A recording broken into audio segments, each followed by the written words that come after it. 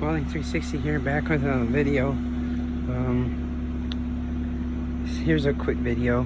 This is my Tech 80cc motorized bicycle that me and my dad built.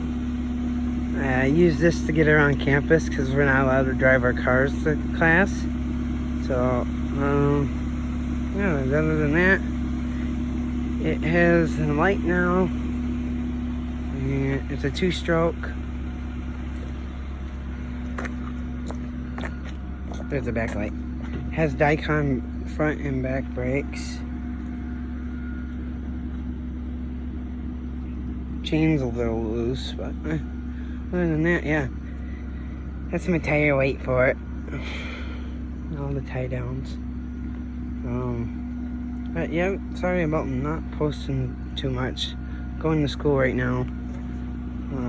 So that's why videos haven't been coming out. Because I like. But please like, comment, share, and subscribe. Welding 360 out.